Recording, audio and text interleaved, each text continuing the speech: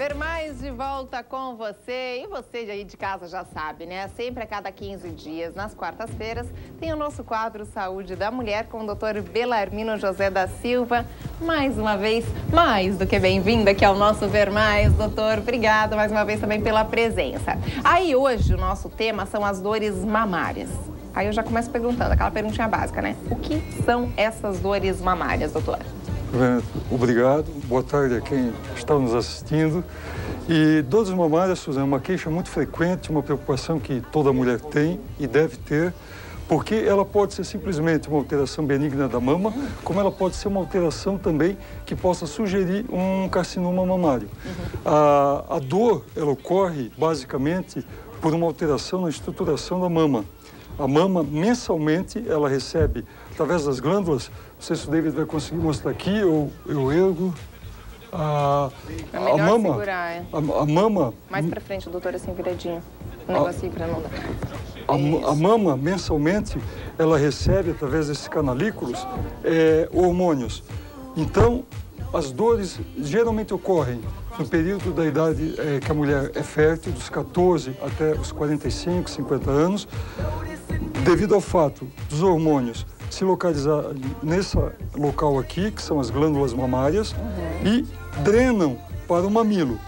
Se por acaso a mulher tiver algum trauma, alguma batida, algum acidente que comprometa esses canalículos aqui, essa drenagem, feito um rio que drena para o mar, ele vai ter dificuldade de passar os hormônios nesse local aqui. Então, essa glândula vai ficar estufada, ela vai aumentar de volume, de tamanho e vai acabar gerando dor para a mulher. Vai um desconforto. E o que pode acarretar isso, doutor? Além da dor, a preocupação de ser um tumor, né? E é o que mais preocupa. Então, esse é o funcionamento. E a mulher procura porque está com muita dor nas mamas. Chega a doer muito? Chega a doer muito e é uma dor localizada. Muitas vezes chega a gerar um pequeno nódulo, só que no exame o ginecologista consegue diferenciar um nódulo, não confirmar, mas dá para diferenciar, identificar se ele tem aspecto benigno ou maligno. Da seguinte forma, o nódulo, quando está doendo, primeiramente, dificilmente um nódulo de mama dói, maligno. O maligno, infelizmente, não dói. Geralmente, quando dói, 99,9% é benigno. É benigno. Olha só. Então, quando a paciente chega e diz assim, estou com muita dor, muitas dores nas mamas, ou na mama, você já fica mais tranquilo.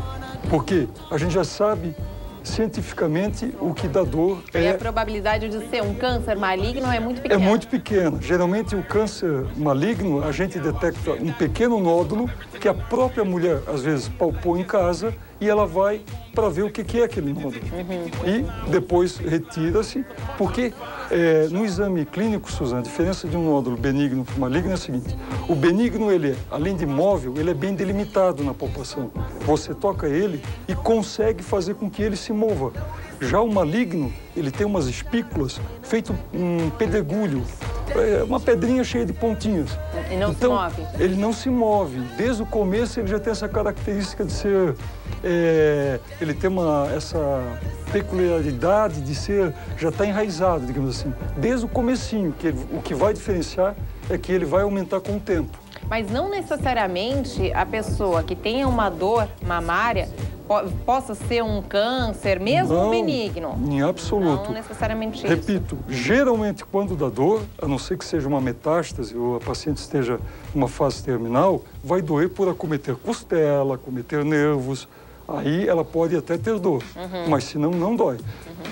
Não é tumor, perdão. Tá. E a mulher indo ao consultório, fazendo a palpação, a gente consegue diferenciar por essas características. O nódulo, a pele muda, mas o nódulo fica fixo, o maligno, mesmo pequenininho. E existe faixa etária onde a dor é mais intensa, onde se sente mais dor, doutor? Na fase reprodutiva, na fase que a mulher menstrua. Então entra naquele grupo de 14 aos 45, 50 anos. Porque é onde se dá mensalmente o fluxo hormonal. Aquilo que eu tentei explicar há pouco, né? Que as glândulas absorvem, a mulher incha, retém líquido. E se tiver alguma coisa mecanicamente que obstrua, um cinto de segurança, uma batida com bola. Às vezes a mulher tem um filho recém-nascido de colo, que está sempre ao lado, ou bate, ou brinca, acaba tocando nessa mama e aqueles canalículos se dobram e o líquido que era para refluir, ele não reflui, porque a anatomia não está preservada. O anticoncepcional, a pílula anticoncepcional, diminui essa dor?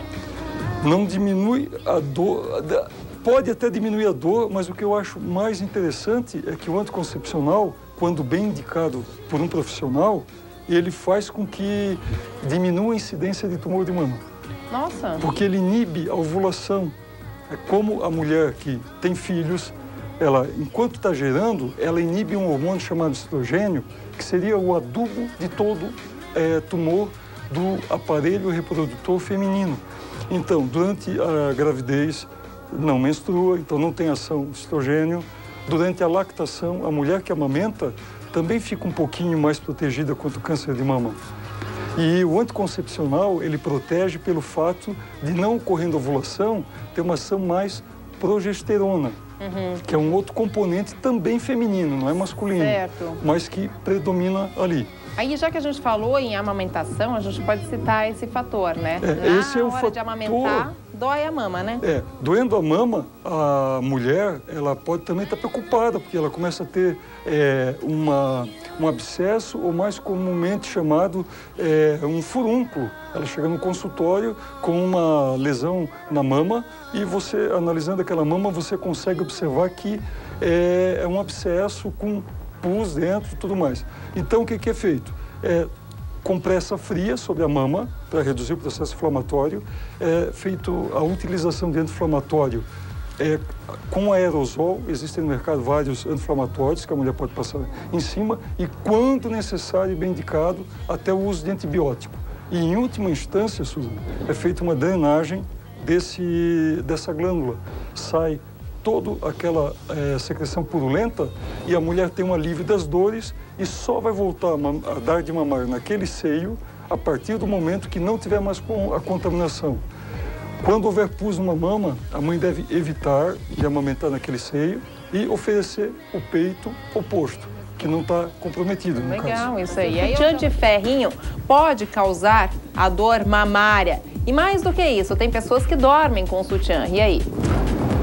O sutiã em si não é um problema, ele até favorece para não haver as dores, mas sendo de malha, lycra, alguma coisa que não comprima demais. Porque se ele pegar e comprimir essas glândulas, essa entrada e saída dos hormônios não vai se dar de uma maneira bacana. Ele vai reter o ferrinho, muitas vezes a mulher, para deixar o seio mais proeminente, ela comprime a mama para ficar mais saliente as mesmas. E nesse processo, o ferrinho se sobrepõe à glândula e comprime a glândula. Mas existe glândula lá embaixo? Existe. Aqui, por exemplo, assim, Suzana, nessa região, às vezes a mulher põe nessa região, jogando a mama mais para cima para ficar com o colo, essa parte mais saliente. Então, o que ocorre? Isso pode ser problema. É problema porque esses canalículos, eles vão perder a organização e eles não vão dar a drenagem que precisa para a saída do hormônio que está dentro da glândula e para lá. Ele vai reter o líquido ali dentro e vai estufar e vai fazer com que gere a dor. Então, sutiã com ferrinho pode dar dor e está contraindicado. Não havendo, ele até ajuda a aliviar as dores, porque mantém a anatomia da mama. Quer dizer, então evitar usar os de ferrinho ou pelo menos usar pouco tempo, jamais dormir com eles, né? Exatamente, nada de radicalismo. A mulher até pode fazer uso, mas sabendo que eventualmente se ocorrer é em decorrência disso. Aí eu aproveito só rapidamente para perguntar também sobre as próteses de silicone, se elas influenciam nesse fator dor mamária. Não, Suzana, não influenciam, não costumam dar dores, desde colocadas com um bom profissional, que na região existem, e elas não alteram em nada. Simplesmente, sempre lembrando que, indo ao cirurgião plástico, a mulher, na vida fértil, pedir para pôr sempre abaixo da glândula, para quando se for fazer a mamografia, para que se consiga ver, porque é no meio dessas glândulas que surgem os tumores malignos. Que não tem nada a ver com em cima ou embaixo de músculo, tá, gente? É abaixo da glândula mamária. Ou no meio até. No meio da glândula é que surge. Então a prótese tem que ficar abaixo desse conjunto de glândulas para que possa se ver na mamografia quando a mulher tem algum tumor. E prótese não gera câncer, não gera tumor. Isso é importante esclarecer. Claro. Aí, doutor, uma pergunta típica também. As pessoas, como saber se essas glândulas podem vir a ser um câncerzinho, mesmo benigno ou não, que não tem problema? Assim, Suzana, existem fatores que já nos levam a desconfiar que eventualmente a mulher possa estar com câncer de mama. São os fatores de risco para câncer de mama. Seriam eles: o hereditário, mulheres que têm familiares femininos com câncer de mama ou de útero, sejam mães, tias, avós. Essas mulheres requerem uma atenção mais especial porque elas fazem parte de um grupo que pode desencadear, condicional, a vir a ter um câncer de mama. Então, esse é um dos fatores.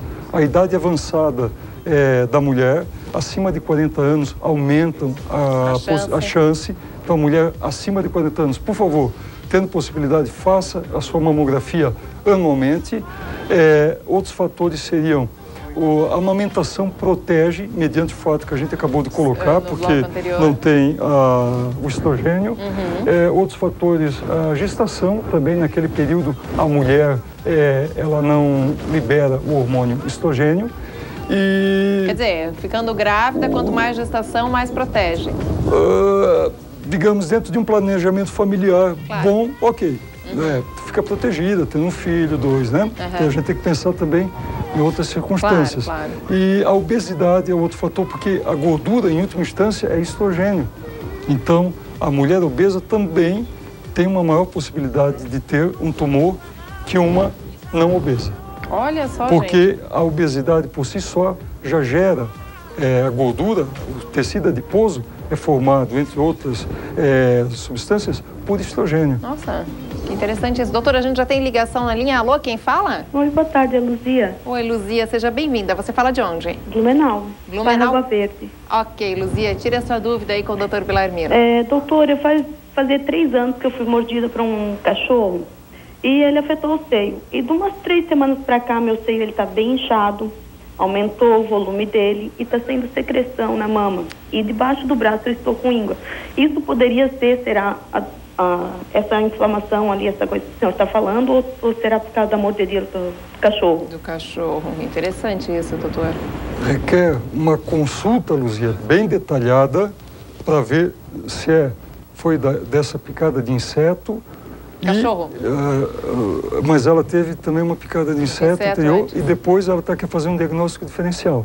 E se decorrente da secreção dessa mordida que eu entendi de um cão. Você provavelmente deve estar com uma lesão gerada por ambas as situações e requer uma atenção do seu ginecologista para poder ver qual o tratamento fazer.